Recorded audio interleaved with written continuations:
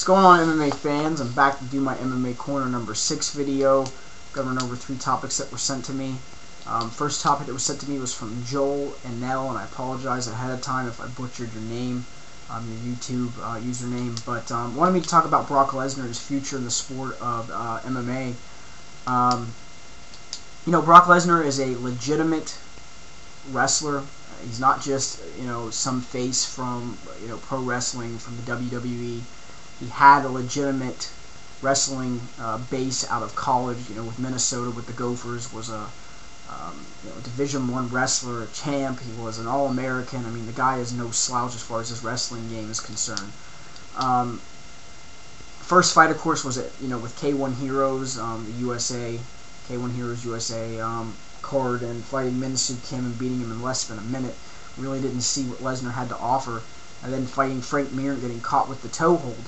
So, what this really comes down to is Lesnar is just a baby in this sport. He really has been, I think, he really got into the MMA game too quick and didn't really acclimate himself to, everything that he needs to be ready for. And as far as the jiu-jitsu, the stand-up, cardio, these are all things that Lesnar needs to work on. And unfortunately, his fight coming up that he's supposed to be having is with Heath Herring. That's a bad matchup stylistically for him at this point in his career.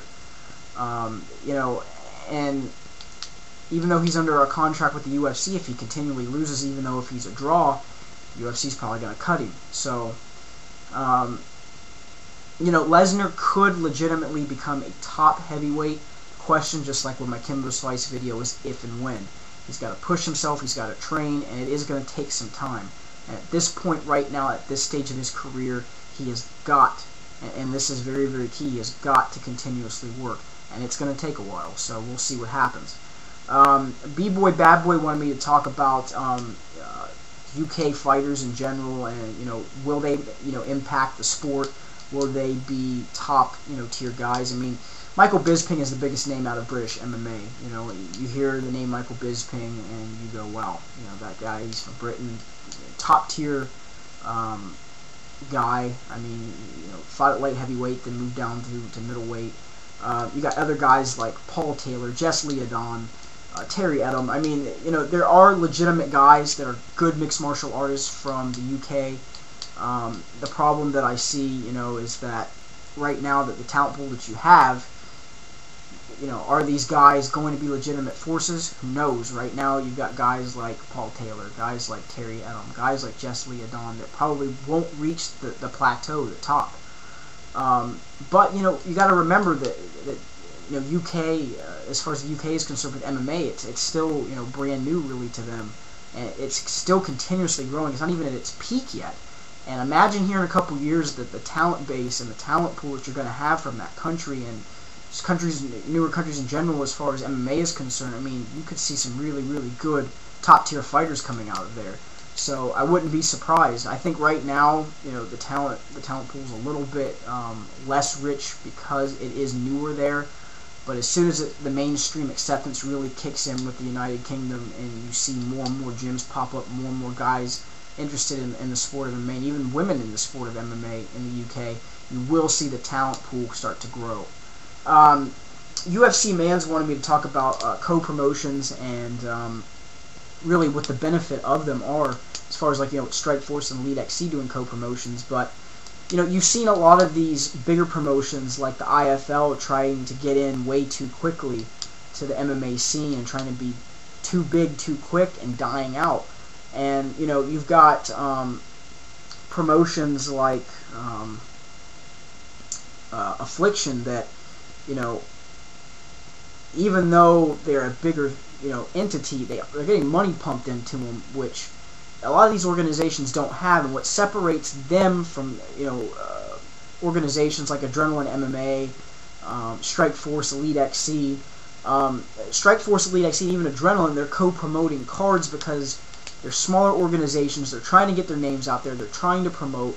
And they're trying to build a fan base with fighters from specific areas and to try to get people interested in the sport by co-promoting events. And by doing that, with strength in numbers, they're saving each other. And that's really what it comes down to with a lot of these smaller organizations, is that they're going to have to co-promote. Adrenaline's trying to do that with a lot of the IFL fighters coming in, and they're even talking with smaller organizations, trying to get smaller organizations to come in and co-promote with them to make the events bigger. Affliction, really, I'm really surprised that they're promoting and their advertising and their TV spots are just, they're not really getting themselves out there, which they need to really do on their next card. But, if you have an organization that's getting money, like Affliction is from Donald Trump, then you really don't have to worry about the whole strength in numbers concept. But when you're a smaller organization, you're just getting your feet off the ground, you're just, getting your hands dirty, like Strikeforce, like Elite XC, like Adrenaline MMA, you've got to have the foundation, and you've got to, at some point go out and say, hey, listen, why don't we do this event together, and that way we can bring in money equally, and we both get our names out there, and we both survive. And that's what it comes down to, because most of these organizations that are trying to get out there way too quick, way too fast, are just dying out.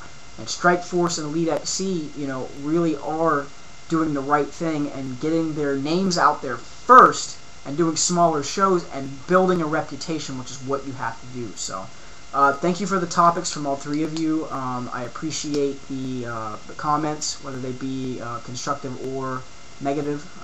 As always, for my next MMA Corner video, leave me some ideas and some comments. And on that note, you guys have a great day.